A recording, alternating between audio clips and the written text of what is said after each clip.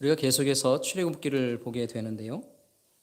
하나님께서 이스라엘 백성들을 애굽에서 이끌어내셨습니다. 그리고 그들을 이끌어 가신 곳은 시내산이라고 하는 곳이었습니다.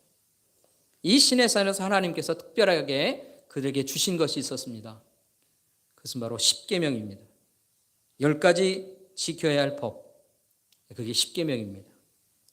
이 십계명을 근거로 해서 그들이 지켜야 할 여러 가지 세부적인 것들이 계속해서 추가되고 정리가 됩니다. 그게 이제 레위기에서나 신명기에서 이런 것들이 등장하게 되죠. 그것을 우리는 율법이라고 얘기합니다.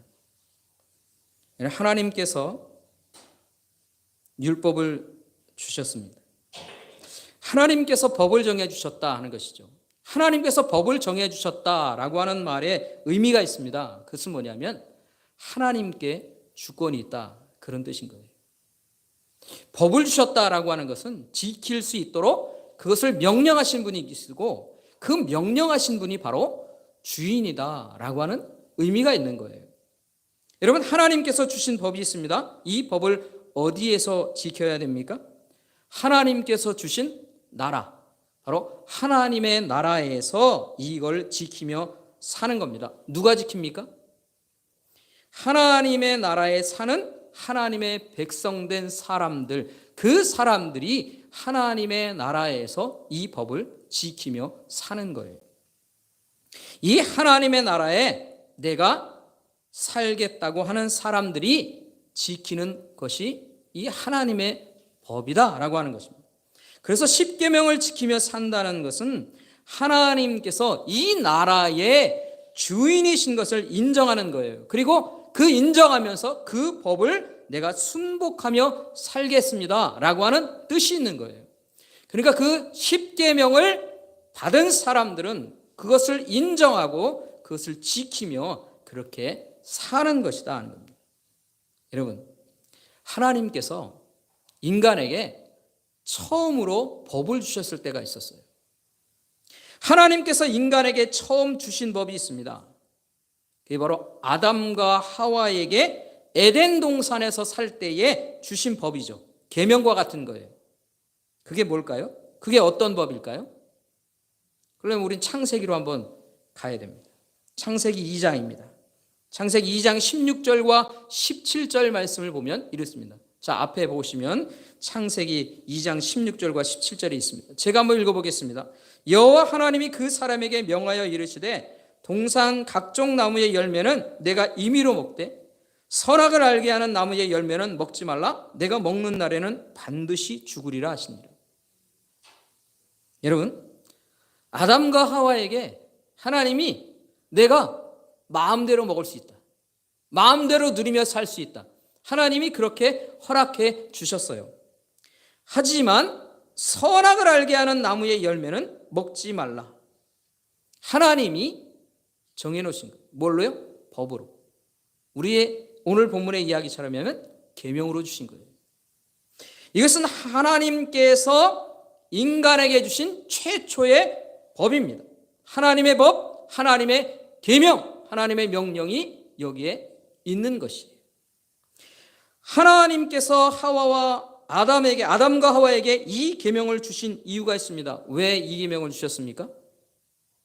그 이유는요, 이들이 생명을 보존하며 살게 하기 위해서인 거예요.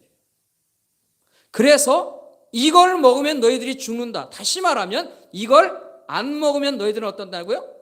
생명을 계속 보존한다. 그러니까 하나님께서 생명을 보호하기 위해서 이 계명을 이들에게 주셨다는 것이에요.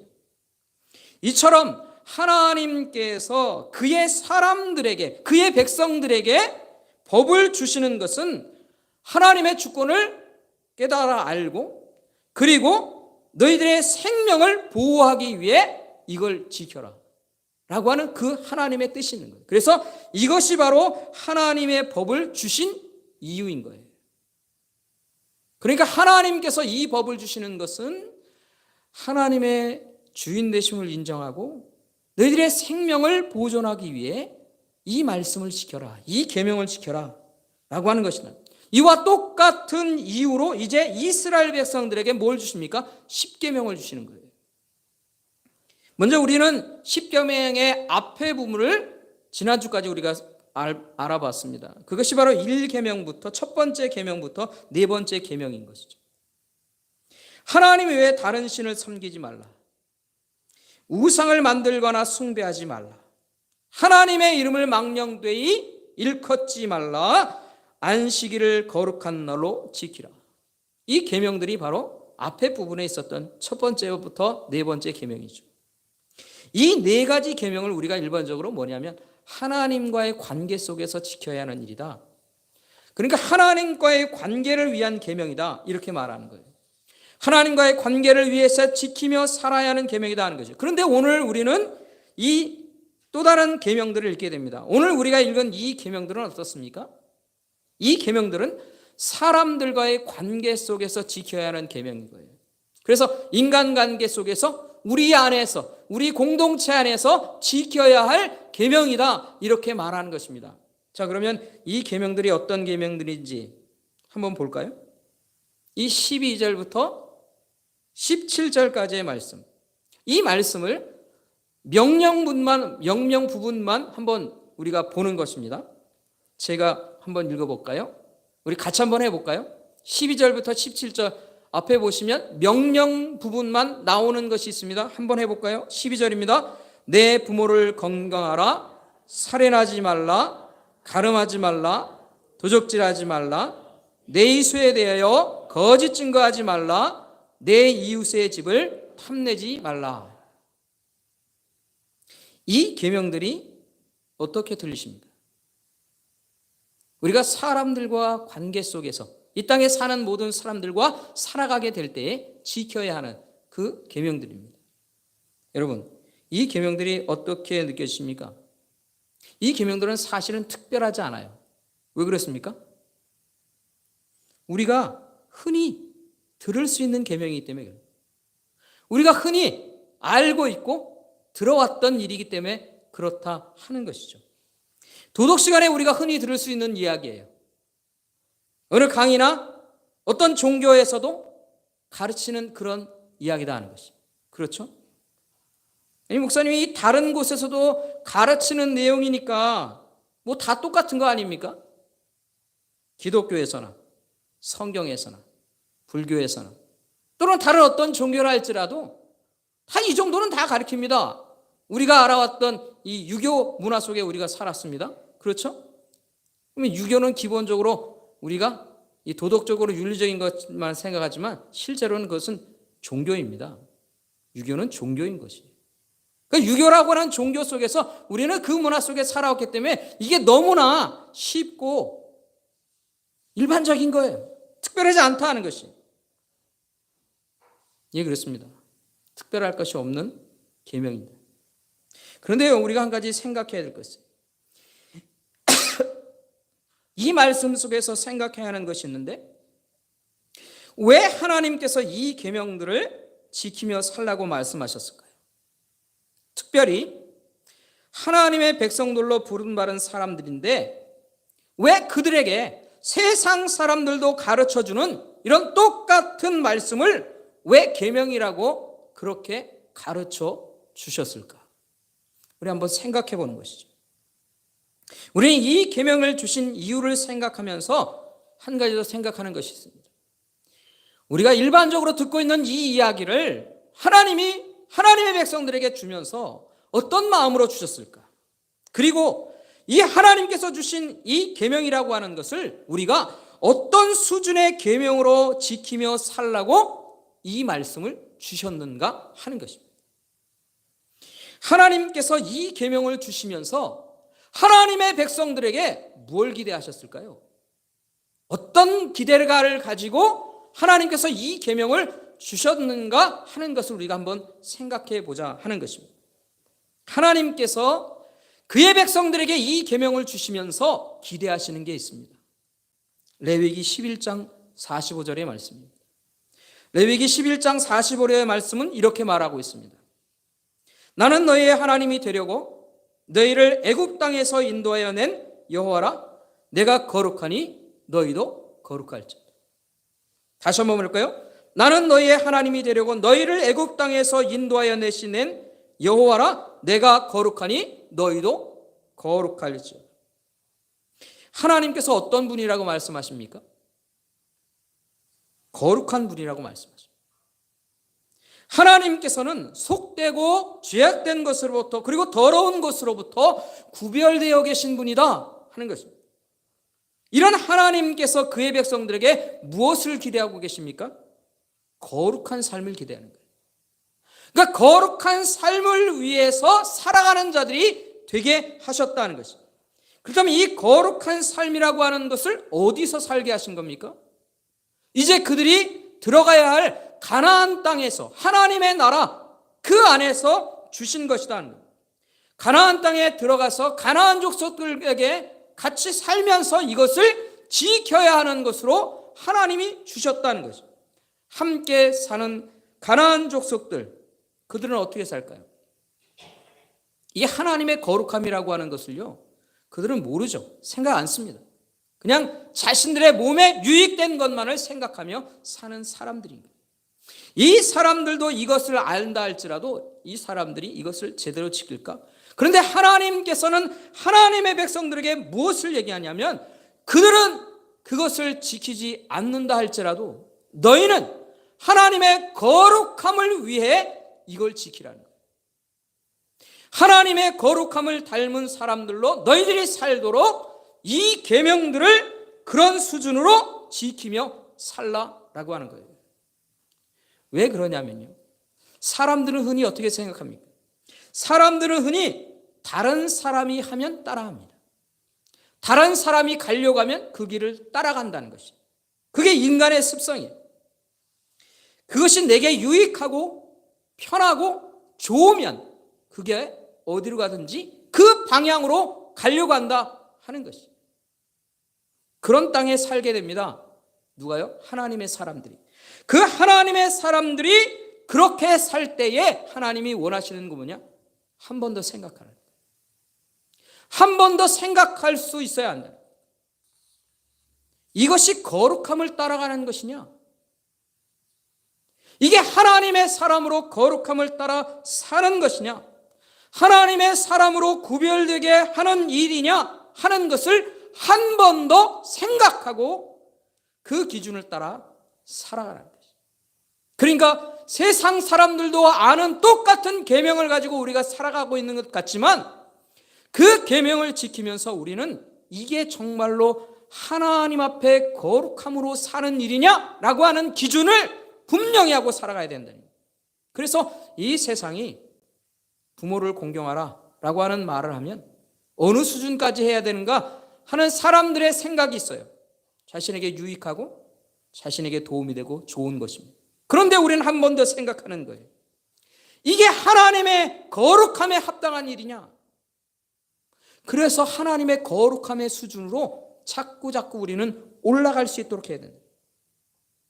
그런 삶의 태도를 가지고 똑같은 가르침인 것 같지만 우리는 한 단계 더 올라가 하나님의 거룩함에 합한 것이냐를 더 생각하며 사는, 그 거룩함을 추구하는 사람으로 살아가야 된다.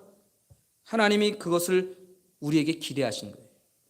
하나님의 백성들이 서로를 대할 때도 이런 거룩한 모습으로 구별된 삶의 태도를 가지고 대하라.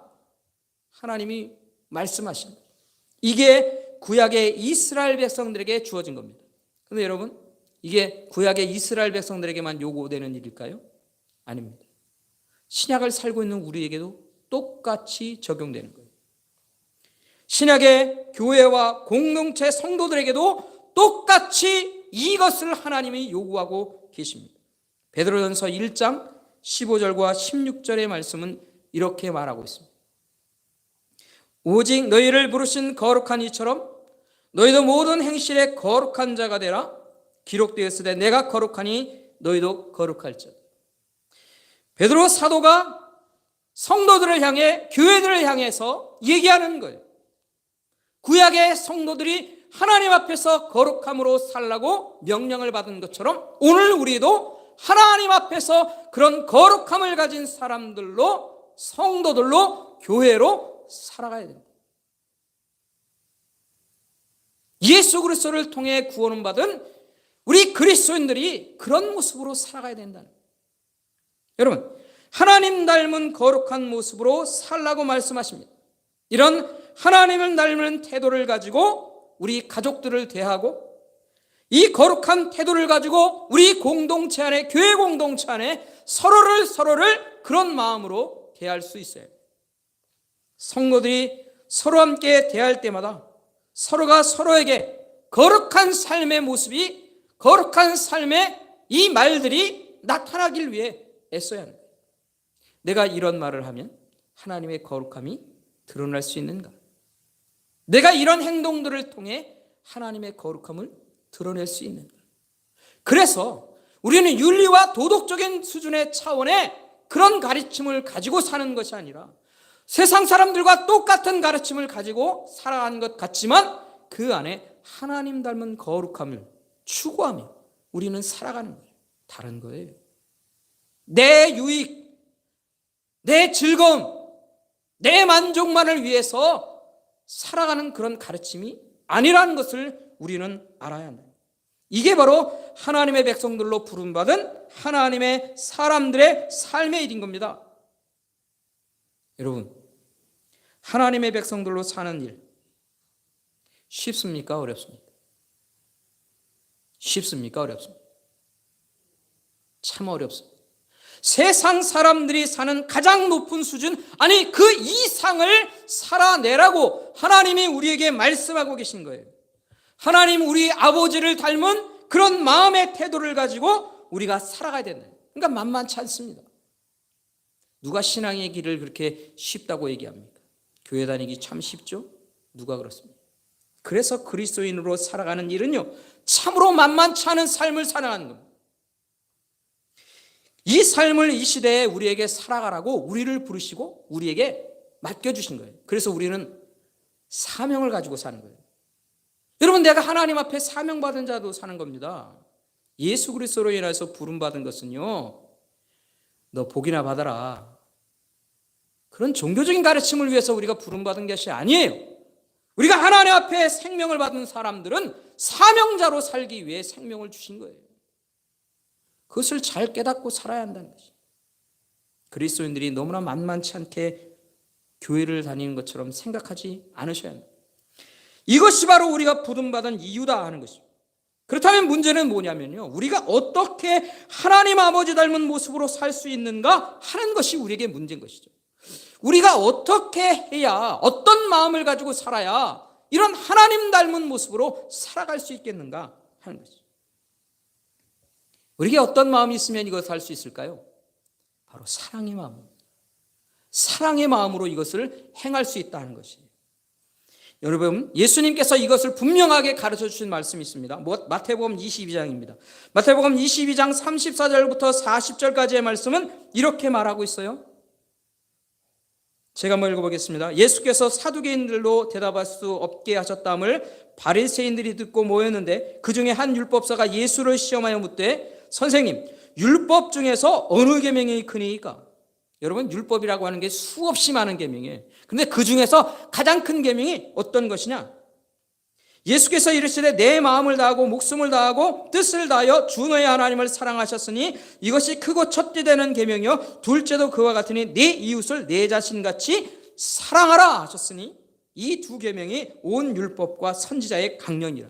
온 율법과 선지자라고 하는 것은 구약을 얘기하는 거예요. 구약 전체에서 가장 핵심적인 것이 뭐냐? 하나님을 사랑하라. 그리고 내 이웃을 내 몸같이 사랑하라. 뭐 얘기하시는 겁니까? 10계명을 얘기하시는 거예요. 그러니까 1계명부터 4계명까지 하나님 사랑하라, 5계명부터 10계명까지 그것, 이웃을 사랑하라, 그것으로 인하여서 구원의 구약의 모든 계명들은 완성되고 지킬 수 있는 것이 됩니다. 여러분, 이 10계명의 의미가 바로 이것입니다. 10계명을 다른 말로 딱 한마디로 정리하면 사랑하라라고 하는 계명이다 하는 것이죠. 여러분, 1계명부터 4계명은 하나님 사랑하면 지킬 수 있습니다. 그리고 오늘 우리가 보고 있는 이 5계명부터 10계명까지는 이웃을 사랑하면 우리가 지킬 수 있는 거예요. 그래서 사랑이라고 하는 마음, 이것을 우리가 가지고 사는 것은요, 하나님 닮은 모습으로 사는 거예요. 내가 어떻게 하면 하나님 닮은 모습으로 살 수 있을까? 그 질문에 대한 대답은 단 한 가지예요. 사랑이에요. 사랑. 우리가 하나님의 사랑의 마음을 내가 품고 사는 것이 하나님 닮은 모습으로 사는 거예요. 우리 아버지가 사랑하셨듯 내가 아버지 닮은 모습으로 사랑하며 사는 겁니다. 이게 거룩함으로 살아가는 거예요. 하나님의 거룩함을 쫓아 우리가 살아가는 것입니다. 그러니까 사랑이라고 하는 것을 우리의 신앙에서 빼놓을 수 없고, 우리 기독교의 가르침 속에서 사랑이라고 하는 것을 빼놓을 수가 없는 거예요. 결국 하나님의 거룩하심을 닮은 자들로 사는 것, 사랑하면 가능합니다. 이게 하나님 닮은 마음으로 사는 것이다 하는 거죠. 근데 목사님, 우리가 늘 교회를 다니면서 이 사랑이라고 하는 얘기를 수없이 듣지 않습니까? 그 어떻게 사랑하느냐가 우리에게는 사실 관건이 되는 것이죠. 이 사랑이라고 하는 것을 너무나 잘 아는데 이 사랑의 계명을 우리가 어떻게 지킬 수 있겠느냐 하는 것이 우리에게 참 문제가 되죠. 우리가 애통하는 마음으로 가슴을 치면서 하나님 사랑하게 하여 주옵소서. 그래도 우리 삶 속에서 이 사랑을 실천하기가 너무나 어려운 것을 우리가 알지 않습니까? 이웃을 내 몸같이 사랑하라 라고 하는 말을 우리가 끊임없이 되뇌이지만, 어이구, 저 사람을 내가 어떻게 사랑합니까? 저 사람의 행동을 내가 어떻게 사랑합니까? 가장 가까이에 있는 내 아내와 내 남편과 내 가족들을 사랑하기도 쉽지 않습니다. 그렇죠? 그래서 하나님의 말씀을 지키며 사는 것, 우리가 잘 알지만 그것을 참으로 실현하기 어렵다는 것이죠.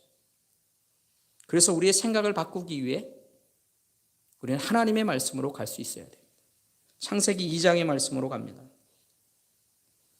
창세기 2장 20절부터 23절의 말씀은 이렇게 말하고 있어요. 아담이 모든 가축과 공중의 새와 들의 모든 짐승에게 이름을 주니라.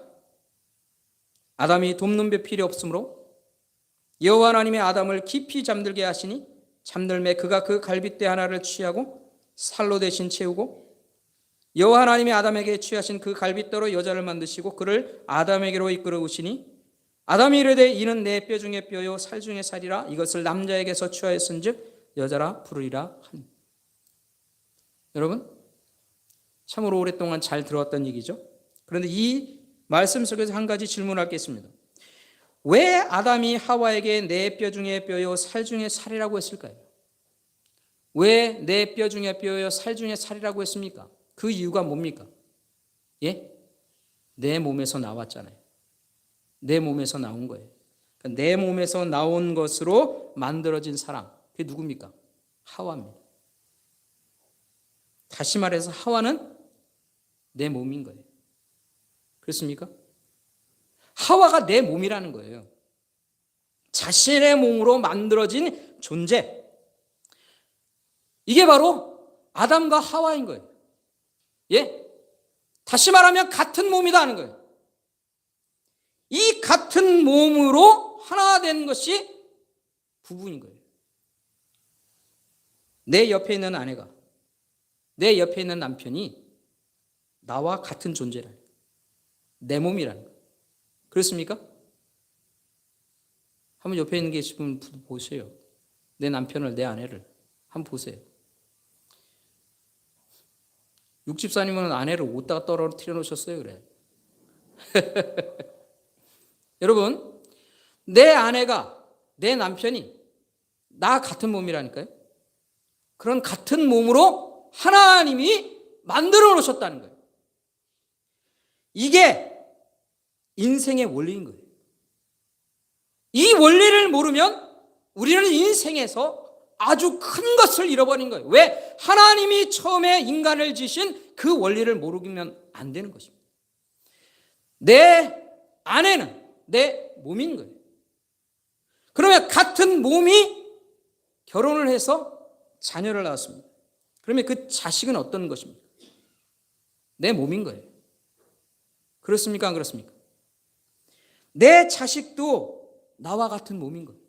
왜? 같은 몸이 결혼해서 자식을 낳았으니까 같은 몸인 거예요. 하나의 몸이라는 거예요. 그러면 그 하나의 몸이 계속해서 결혼하고 자녀를 낳아서 수없이 많이 생겨났다 할지라도 그 몸은 하나인 거예요. 아담으로부터 모든 인간들이 하나로 만들어졌다라고 하는 것입니다. 그래서 모두가 같은 몸인 거예요.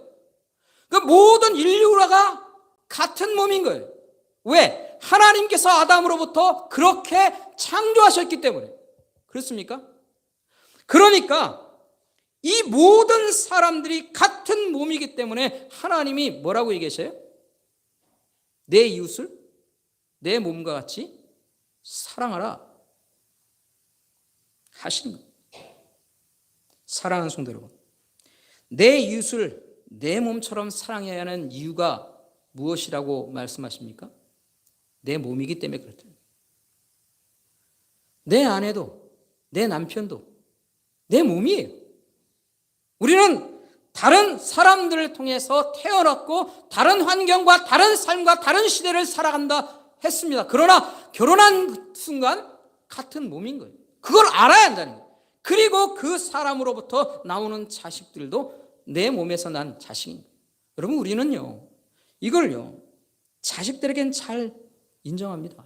내 몸에서 나왔다. 아내는 내 몸이 아닌 다른 몸에서 나왔다고 생각할 수가 있다. 성경은 그렇게 말하지 않고 있다. 사랑하는 성도 여러분, 하나님께서는 모든 인간들이 이 원리를 가지고 살기를 원하셨습니다. 하나님의 백성들인 이스라엘 백성들이 이 원리를 알기를 원하셨던 거예요. 그래서 그 공동체 안에서 이런 삶을 살아내기를 원하셨습니다. 오늘 우리가 이 하나님의 말씀을 깨달으며 이렇게 살기를 하나님이 원하고 계신 거예요. 하나님의 공동체인 교회 안에서 우리는 그렇게 살아야 합니다. 우리 가정에서 이런 원리로 우리는 살 수 있어야 합니다. 이것이 하나님의 거룩한 삶의 모습을 가진, 하나님의 마음을 가진 사람들이 살아가는 것입니다. 여러분, 사랑할 수 있겠습니까? 하나님 사랑하시며 살 수 있겠습니까? 내 이웃을 내 몸처럼 사랑할 수 있겠습니까? 내 몸인데 어떻게 우리가 사랑할 수 없겠어요? 내 몸이라고 생각하면 사랑할 수 있는 거예요. 먼저 내 아내가, 내 남편이 내 몸인 것을 인정하시기 바랍니다. 하나님이 그것을 우리에게 가르쳐 주세요. 우리 자녀들이 내 몸인 것처럼 내 아내와 내 남편도 내 몸입니다. 뿐만 아니라 이 하나님의 말씀의 놀라운 원리를 깨닫고 우리는 우리와 함께하고 있는 모든 사람들이, 모든 인류가 하나인 것을 알아야 합니다. 그리고 내 이웃을 내 몸과 같이 사랑하며 살아가야 합니다. 이게 하나님께서 우리에게 말씀하시는 계명의 의미입니다. 내 이웃을 내 몸처럼 여기고 사랑할 수 있는 하나님 닮은 모습으로 살고 그것을 하나님의 거룩함은 닮은 모습으로 살아내기 위해 우리가 애쓰며 하나님 앞에 살아가는 저와 여러분의 인생길 되기를 우리 주님의 이름으로 간절히 축원합니다. 축원합니다.